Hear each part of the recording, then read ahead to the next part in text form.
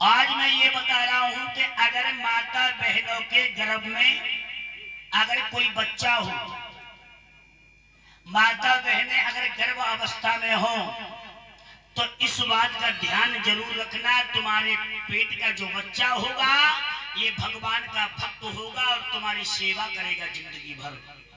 गर्भवती जो महिलाएं होती हैं उन्हें कौन कौन सी चीजों का ध्यान रखना चाहिए जिससे कि हमारी औलाद राम लक्ष्मण सीता और सत्यभान जैसी पैदा होगी।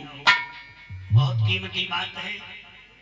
माता बहनों, आपकी नगरी एकता कॉलोनी आजाद नगर में आज भगवान की कथा को चलते हुए 5वां रोज हो गया है। जिस समय माताएं बहन अगर गर्भ अवस्था में हो तो इन माता बहनों को कभी क्रोध नहीं आना चाहिए, और जब पेट में बच्चा जब पल रहा हो तो इन माता बहनों को कभी अपने मुख से किसी को अशुद्ध गालियों का प्रयोग नहीं करना चाहिए। और बेटा हरनंदन, माता बहनों को बहुत से नियम ऐसे हैं जो कि करने चाहिए जब अगर संतान हमारी कोख में है तब। क्यों? जब अगर संतान कोख में हो तो इन माता बहनों को अपने परिवार के साथ में या अपने पति के साथ में कभी फिल्म या गंदी मूवी का इस्तेमाल नहीं करना चाहिए। क्यों? क्योंकि अगर ऐसा सब कुछ अगर करोगे तो तुम्हारे जो पेट की जो संतान होगी ये पाखंडी और दुराचारी होगी, जो कि जीवन में तुम्हारा कभी कहना नहीं मानेगी। और अगर पेट में संतान है, एक बात अमूल है अगर मानने वाले के लिए, पेट में संतान है तो समझ लीजिए आपको सीधे स्वभाव से रहना है, किसी को गाली गलौच नहीं करनी है और बड़े प्रेम से भक्ति भाव पूजा पाठ करना चाहिए। क्योंकि अगर माँ जब पूजा पाठ करेगी तो पेट का जो बच्चा होगा वो भी भगवान का परम श्रद्धेय भक्त पैदा होगा। आपने सुना होगा, क्योंकि पेट में जो बच्चा होता है ना वो सारे संस्कार जान लेता है। क्यों? क्योंकि जिस समय अभिमन्यु जब माँ की कोख में थे तो अभिमन्यु ने माँ के उदर में ही चक्रव्यूह की लड़ाई को सीख लिया था। ये तो सबको पता होगा। अभिमन्यु ने माँ की कोख में ही लड़ाई को सीख लिया था, जो कि अभिमन्यु रणभूमि में मारे गए थे। और एक बात इससे ध्यान रखना, क्योंकि जीवन में हमारे लिए ये नियम कर लेना चाहिए, क्योंकि अपने बच्चों के साथ में बैठ करके और अपने परिवार के साथ बैठ करके हमें कभी भी गलत फिल्म का या गलत मूवी का कभी भी इस्तेमाल नहीं करना चाहिए। आजकल की संख्या कैसी हो गई है, बेटी बेटा पोती पोता चाची चाचा सब एक ही बेड पे लेटे और टच का मोबाइल चला के रख लिया, उसमें फिल्म देख रहे हैं, अश्लील सीन देख रहे हैं। सोचने की बात है, जब माँ बाप अपनी औलाद के सामने अगर अश्लील सीन या कोई अगर गलत फिल्म देखेंगे तो औलाद पर कौन सा प्रभाव पड़ेगा? गलती तो पड़ेगा, अच्छा नहीं पड़ सकता। अगर तुम्हें अगर कुछ देखना है तो अपनी औलाद के सामने रामलीला चलाइए, रामायण चलाइए, भागवत सुनवाइए, कृष्ण कथा सुनवाइए, सत्संग सुनवाइए, जिससे कि हमारी औलाद पर अच्छा संस्कार आए,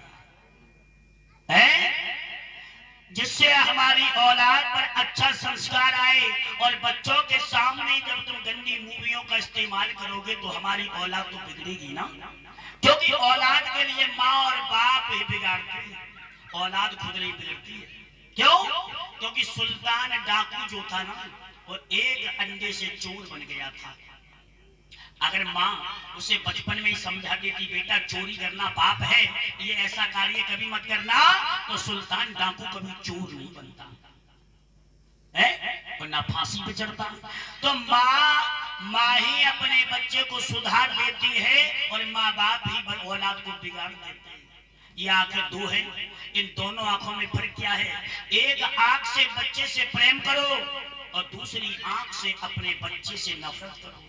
अगर बच्चे को ज्यादा प्रेम करते रहोगे तो एक दिन वो तुम्हारे ही सिर पे पैर दे देगा। ये सत्य बात तो मैं ये बता रहा हूं, क्योंकि आजकल का जमाना, अगर 5 साल का बच्चा हो जाए तो उसे टच का मोबाइल दे देते हैं माता पिता लेकर के। अब वो Facebook, WhatsApp, messenger, YouTube, Instagram सभी चला रहा है और आजकल इंटरनेट पर हर चीज आती है। सोचने की बात है, लेकिन 5 साल के बच्चे को तुमने टच का मोबाइल लेके दिया, लेकिन कभी तुमने 5 साल के बच्चे को हाथ में भागवत दे दी या रामायण दी कि ले बेटा इसका अध्ययन कर, ले बेटा इसको पढ़। अगर भागवत या रामायण दोगे, जब वो उसका अध्ययन करेगा तो बच्चा वो तुम्हारा ज्ञानी होगा। पहली बात, अपने छोटे छोटे बच्चों को मोबाइल देना बंद कर दीजिए। ये टेलीविजन और मोबाइल ये सबसे बड़ी हमारे देश में हानिकारक है, सबसे बड़ी। क्यों? टेलीविजन और मोबाइल सबसे बड़े हानिकारक हैं और छोटे बच्चों को तो कभी मोबाइल का इस्तेमाल नहीं करना चाहिए। लेकिन जमाना कौन सा है? अब तो ऐसा कोई घर नहीं है जिस घर में 4 सदस्य हैं बुआ, तो चारों पर टच का मोबाइल 10,000 का अलग होगा। लड़की पढ़ने जा रही है, 7वीं 8वीं में पढ़ रही है, उसे माँ बाप ने टच का मोबाइल लेके दे दिया। अब तुम्हें पता है कि बेटी कौन सी चीज देख रही है? बताइए, तुम्हें पता है कि हमारा बेटा क्या देख रहा है? तुम्हें यही पता है कि मेरा बेटा ऑनलाइन पढ़ाई कर रहा है, लेकिन ध्यान रखना वो ऑनलाइन पढ़ाई नहीं, वो दूसरी ऑनलाइन पढ़ाई कर रहा है। अब हम खुल के नहीं कह सकते हैं, समझदार के लिए इशारे बहुत होते हैं, यानी कम बोलना ज्यादा समझना, यही समझदारों की पहचान होती है। क्यों? ये मोबाइलों की बात है, ये इंटरनेट की बात है। पहले की हमारी माताएं बहना इतने अच्छे कपड़ों में रहती थी, सूट सिलवार अच्छे कपड़े पहनती थी, सारा बदन ढका होता था। लेकिन आजकल की पीढ़ी देख लीजिए, आजकल का जमाना देख लो कि लड़कियां है वो लड़का बनी फिर रही। लड़कियों का धर्म है जींस की पैंट पहनना, और वो भी पैंट कम से कम 10 जगह से फटी हुई होगी। एक जगह हम जा रहे थे तो हमने एक लड़की से पूछा, ट्रेन में जा रहे थे, बरेली से आगे कथा थी, तो बुआ ये हकीकत बात है। तो एक लड़की थी और वो बैठी थी, हम खड़े थे, हमने कहा बहन जी थोड़ा हाँ ऐसा करो, थोड़ी जगह दे दो। तो वो लड़की कहने लगी आप बैठ जाइए। तो फिर हम कहने लगे बहन जी एक बात बताइए, ये कपड़ा तुम्हारे को चुरा के ले गो या कोई चूहा नहीं काट दे? तुम्हें क्या मतलब? हमने मतलब ये है कि तुम भारत की देवी हो, भारत की बेटी हो, तुम्हारे लिए पहनावा बिल्कुल शोभा नहीं देता। तो हमसे कहने लगी तुम्हें पता भी है ये कितने की आई है? मैंने कितने की आई है? बोले 2700 रुपए की पैंट है। हमने कि जानो कौन से 4 चांद लगे 2700 रुपया वाले। सोचने की बात है। लड़की यानी अगर लड़की पैंट शर्ट पहन ले तो दूर से यही नहीं मालूम पड़ता ये लड़की है लड़का। उन्हें माँ बाप को शर्म आनी चाहिए जो अपने आंखों के सामने बेटियों को पैंट शर्ट पहना करके और गलियों में घुमा रही है। बाद में पछताते हो कि हमारी बेटी ने नाजायज कदम किया, हमारी बेटी ने नाजायज कदम उठाया। तो नाजायज कदम तो तुम ही उठवा रहे हो ना, क्योंकि बेटी का या बेटे का दोष नहीं, दोष तुम्हारा है क्योंकि तुमने पहले उसे बढ़ावा दिया है। इसलिए मैं कहना चाहूंगा कि अपने बच्चों को टच का मोबाइल बिल्कुल ही ना दीजिए।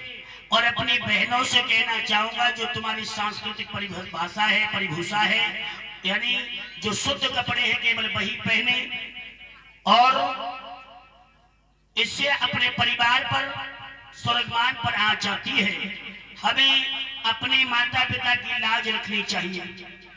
और हकीकत बात तो यह है क्योंकि औलाद जो होती है ना, माँ बाप उसे अपने गले का हार समझते हैं और वही औलाद आगे बढ़कर के नाजायज कदम उठा ले तो माँ बाप के दिल पर क्या बीतती है।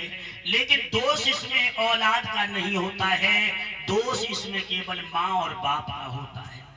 क्योंकि माँ बाप अगर बचपन से अपनी औलाद को कंट्रोल में रखते तो ये औलाद ऐसा नहीं करते। पहली बात, अगर बेटी पढ़ने जाए, बेटी अगर पढ़ने जाए तो बेटी का मोबाइल घंटे पीछे या 4 घंटे पीछे या 1 दिन पीछे या 2 दिन पीछे मोबाइल को चेक कर लेना चाहिए कि ऑनलाइन पढ़ाई कौन सी हो रही है, व्हाट्सएप कौन सा चल रहा है, फेसबुक पे क्या क्या मैसेज जा रहा है। क्यों? ऐसा करने से हमारी संतान कभी बिगड़ नहीं सकती। और माँ बाप तो मोबाइल लेके दे दिया, उसे देखते ही नहीं, बेटी क्या कर रही है, बेटा क्या कर रहा है, समझ में नहीं आ रहा है। हाँ, ये बिल्कुल रियल बात है। और पहली बात तो ये है कि मोबाइल देना ही नहीं चाहिए। अगर बेटी अगर लेट सेट आए तो उससे पूछो तुरंत, इतनी लेट कहाँ गई थी, उसे कंट्रोल में रखिए। और जो कंट्रोल में अगर बेटी बेटों को नहीं रखोगे तो आगे उसका अंजाम होगा, तुम्हें नीचा ही देखना पड़ेगा। हकीकत बात तो ये है। तो देखिए माता बहनों, अगर संतान अगर उदर में हो तो हर माता बहनों को पूजा पाठ ज्यादा करनी चाहिए। किसी को गाली गलौच नहीं, किसी से क्रोध में नहीं बोलना चाहिए। अगर क्रोध में बात करोगे तो पेट की जो संतान होगी वो भी क्रोधी बनेगी, घमंडी बनेगी, पाखंडी बनेगी। क्यों? लेकिन ऐसे विचार ये माता बहना बहुत कम कर पाती है। भगवान कन्हैया के प्यारे भक्तों और मेरे श्रोता बंधु, लेकिन मैं तो यही कहना चाहूंगा बेटा इरफान, सबसे मेन बात तो ये है कि हमें सुबह उठ करके ठाकुर जी का भोग और रसोई में बिना स्नान किए, रसोई में बिना स्नान किए हमें कभी प्रवेश नहीं करना चाहिए। भक्तों, रसोई में बिना स्नान किए हमें प्रयोग नहीं करना चाहिए रसोई का। दूसरी बात, रसोई में जाकर के हमें चप्पल पहन करके भगवान का भोग नहीं लगाना चाहिए या भोजन नहीं बनाना चाहिए। तीसरी बात, भोजन बनाते समय पर सर के जो बाल हैं वो बंधे होने चाहिए, वो खुले नहीं होने चाहिए। चौथी बात, जब भोजन बनाओ तो सबसे पहले हमें अग्नि देवता को भोग लगा देना चाहिए। चल, अब तो शहर है, यहाँ तो सब गैस पे रोटी करते हैं। देहात में तुमने देखा होगा बुआ जी, लकड़ी कंडों से भोजन होता है। तो लकड़ी में दीमक भी होती है, कीड़े भी होते हैं। अब वो जलते हैं अग्नि में, जब वो अग्नि में जलेंगे तो पाप किस पे लगेगा? भोजन बनाने वाली पर है। अगर तुम भगवान को भोग लगा दोगी तो समझ लो जो पाप तुमसे होगा उस पापों से तुम्हें मुक्ति मिल जाएगी। और भगवान का भोग लगा करके भोजन का वो खाओगे नहीं तो ना तो तुम्हें गैस बने, ना तुम्हें पेचिश होए, ना तुम्हें रोटी नुकसान दे। क्यों? क्योंकि उसमें भगवान का अंश आ गया। लेकिन अब क्या है? अब तो बस राधे राधे राधे राधे।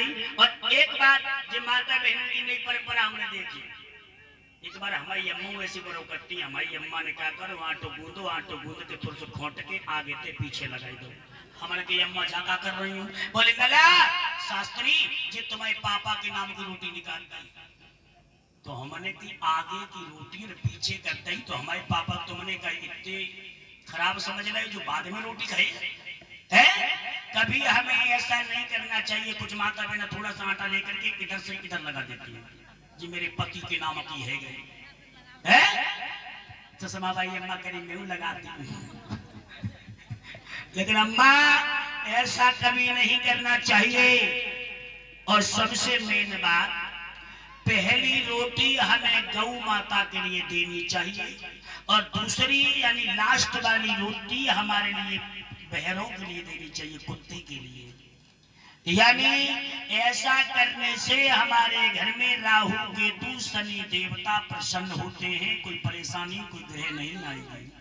ग्रह इंसान खुद अपने घर में बसाता है। अगर ये नियम करेगा तो कोई भी ग्रह तुम पर गलत आ नहीं सकती। आज से ही मेरी बात की गांठ बांध लेना और आज से ही ये नियम चालू कर देना अपने घर में। और दूसरी बात, पति देव जब भोजन करने के लिए आए तो अपने पति के सामने उस समय ऐसे कड़वे कठोर वचन मत बोलना जो कि पति देवता के आगे से भोजन की थाली ना छूट जाए। और जी माता बहन करने की लड़ाई हो जाए में गुस्सा गुस्सी सो देखो रोटी दीत जाइए और मुंह फेर के खाओ तो खाए तुम्हें नौकरी को कर रहा तुम ये टके तो खा मत खा तुमने बनाए के दे दे। और जब नहीं बोले तो उनके घर में कोई बाली बच्चा हुए तो कहे ए सुन को अरे मैडम जी से कह दिया रोटी खाई। हाँ तो कहवे को मतलब है लला घर में छोटे छोटे बच्चा हो जाते खुद नहीं बोले सो ललाई से के पाई दे सो हम सोच ली थे चलो देवी नहीं बोल रही तो कोई ना लला तो पूछेगा वो बात के है। हाँ सनी भैया ये 10 रुपया भगवान के चरणों में भगवान के नैया के प्यारे भक्तों तो माता बहनों से मेरा विनम्र निवेदन है कि भोजन करते समय पर हमें ज्यादा बोलना नहीं चाहिए। भोजन करते समय पर हमें आसन लगा करके ही भगवान का भोजन करना चाहिए। और कभी भी कुछ लोग क्या करते हैं कि आगे पैर फैला लिए और आगे नीचे थाली रख ली और सटा सटा खाए रहे। वो कौन सा भोजन होता है? वो होता है भूत भोजन है। भोजन का नियम होता है कि आसन लगा करके या तखत पर या नीचे कोई चादर या दड़ी डाल करके ही हमें भोजन करना चाहिए, क्योंकि ये अन्य देवता है, इसे खा करके आंखें खुलती हैं। इसका हमें गलत प्रयोग नहीं करना चाहिए। भोजन उतना ही थाली में लेना चाहिए जितना तुम खा सको, और जो भोजन तुम फालतू अगर उसे छोड़ देते हो ना तो ऐसा करने से भी घर में गरीबी और दरिद्रता आती है। हमें उतना ही भोजन लेना चाहिए जितना भोजन हम ले सकें या खा सकें। थाली में कभी भोजन नहीं छोड़ना चाहिए। दूसरी बात कि भोजन के साथ साथ भोग तो लगाना जरूरी होता है, लेकिन मेरे भगवत प्रेमियों कभी भोजन के बाद हमें थाली में अपने हाथ नहीं धोने चाहिए। कुछ माताएं बहनें भाई क्या करते हैं, भोजन खाया और झूठी थाली, उसी थाली में हाथ धो दिए। ऐसा हाथ धोने से पता है क्या होता है? लक्ष्मी मैया जीवन में तुम्हारे घर में कभी आ नहीं सकती। लक्ष्मी और सुख शांति कभी नहीं आ सकती जिस घर में भोजन के बाद उस थाली में हाथ धोए जाते हैं। और कभी भी हमें अपने आप के लिए भी या किसी रिश्तेदार को भी टूटे हुए बर्तन में कभी जल या भोजन नहीं देना चाहिए, क्योंकि मेहमान जो होता है ये भगवान के समान होता है। अतिथि, अतिथि का मतलब जानते हो, जिसकी कोई आने की तिथि ना हो, क्योंकि भगवान अचानक आते हैं। इसी प्रकार से रिश्तेदार भी अचानक आता है। अगर रिश्तेदार तुम्हारे घर आ जाए तो उससे मुख कभी मत मोड़ना, क्योंकि पता नहीं वो कौन से रूप में आ जाए। इसलिए मैं कहना चाहूंगा, सही बताइए मैया, अब हम पक तो रहे तो तुम्हारे कुछ पल्ले पड़ रहे नहीं पड़ रहे। पिराची कह रही है हम तो कबू नहीं धोत हाथ हैं, जब तक तो हम कोरव नहीं खाते, जब तक तुम्हारी भैया उपेंद्र हमें 4-6 कोरव नहीं खवाते। सो रात देखे हम कथा की बात गई तो देखे तो उपेंद्र भैया न हो रही करके कोहरा खवाए रहे। अब जे रूठी रूठी पे हमने खाई, उपेंद्र बड़ी देवी काय को रोटी खाए ले नहीं, जबरदस्ती भोजन कराए रहे तो बड़ी मुश्किल तो देवी मानी। भगवान के नैया के प्यारे भक्तों और लला बेटा इरफान, भगवान के नैया के प्यारे भक्तों